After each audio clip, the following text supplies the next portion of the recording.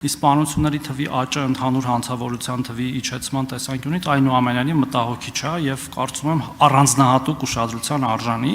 եւ մենք սխալ տարբեր թվերի մասին չենք խոսում, ես նույն թվերի մասին եմ խոսում, դուք էլ եք, ես այո 3% աճ կար, 18%-ը դարձել է մոտավորապես 18 քանիսը 22-1 կա այդ աճը, բայց ես ուզում ասեմ շատ հեռու ենք եւ պետքա շատ ջանքեր գործադրենք, որ մոտենանք դրան։ Մի կարճ անդրադարձել ճանապարհային երթևեկությանը, որը իմ ցավոտ թեմաներից է։ Մենք ասում ենք, որ ունենք բարելավում, իհարկե ունենք բարելավում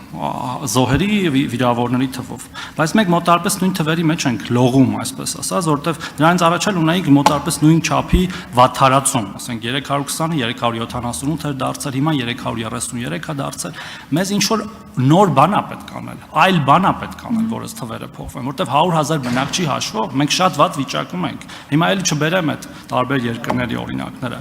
բայց գոնե մենք մեզ չպետք է մխիթարենք, այսպես ասած, որ մեր մոտ ամեն ինչ լավ է։ Մեր մոտ իրականում ամեն ինչ լավ չի, շատ վատ է ճանապարհային երթևեկության վիճակը, եւ մենք պետք է այնպես անենք, որ կտրուկ ինչ որ քայլեր ձեռնարկվեն դա բարելավել ուղղությամբ, որից կարևոր կոմպոնենտներից մեկը վարչարարությունն է, ավարտում եմ պարոն Ռուբինյան, մեկ էլ ՕՀՄ-ի մասին, քան որ խոսք գնաց, խնդրում եմ ասեք մոտ 5 տարի առաջ ընդունված օրենքը, որով ձեզ տրվել է գաղտնալսման հնարավորություն, ի վերջո կատարվելու է, թե չէ։ Շնորհակալություն։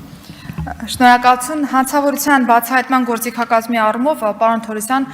բնավ իմ նշած փաստարկները չեն հակասում ձեր նշած մոտեցման առայն, որ պիտի ավելի շատ ջան գործադրենք, որովհետև իրականում թե օպերատիվ աշխատանքի կատարելագործման խնդիր ունենք, եւ թե նաեւ քննչական եւ դատախազական արդեն աշխատանքի ավելի սինխրոնիզացման խնդիր ունենք, բայց հենց այդ ճանապարհին ենք ես վստահեցնում եմ, որովհետև բավական լավ արդյունքներ են գրանցել համատեղ ճանապարհատրանսպորտային պատահարների առումով իրականում երբ որ ես թվերը նշում էի, այն մտքով էր, որ անգամ երբ որ մենք ունենք տրանսպորտային միջոցների բավական մեծ աճ եւ չունենք նաեւ անհատական մակարդակում վարկագծային փոփոխություն, նմանատիպ թվի նվազումը իրականում վկայում է պետական համակարգի աշխատանքի մասին։ Բավարար է այդ աշխատանքը թե բավարար չէ, միանշանակ բավարար չէ, որովհետեւ քանի դեռ մենք ունենք զոհեր, այս աշխատանքը պիտի շարունակվի, բայց պիտի նաեւ նկատենք, որ այստեղ միայն պետական խիստ վարչարարությունը չէ հարցի լուծումը, որովհետեւ անվտանգային մշակույթ անձի ամենօրյա վարկագծում սերմանելու խնդիր ունենք։ Ինչքան էլ որ անձին տուգանենք, եթե միևնույն է անձը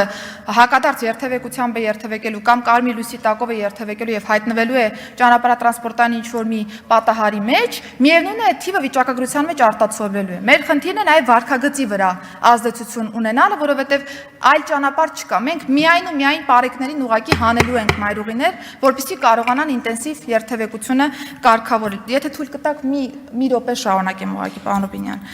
Ինչ վերաբերում է հեռախոսային խոսակցությունների վերահսկման օպերատիվ հետախուզական միջոցառմանը, պարոն Թորոսյան, արդարացիորեն նշում եք, որ դեռևս չկա համակարգը։ 2026 թվականի բյուջետային պլանավորման մեջ նախարարությունը հայտը ներկայացնելու է եւ ես հուսով եմ, որ կունենանք ազգային ժողովի աջակցություն այդ առումով, որպեսզի 26 թվականի հայտում լինի եւ մենք կարողանանք ձեռք բերել։ Խնդիրը տեխնիկական առումով տեխառաջադրանքի փոփոխությունն է, պարոն Թորոսյան, որովհետեւ նկատում ենք, որ շուկայում կան նոր նաեւ սարքավորումներ, որոնք որ պիտի անեն, ես գիտեմ, տեղյակ եմ ձեր մոտեցման այս հարցի առնչությամբ, վստահեցում եմ, որ 26-ին ՆԳՆ-ն հայտով կգա ազգային ժողով։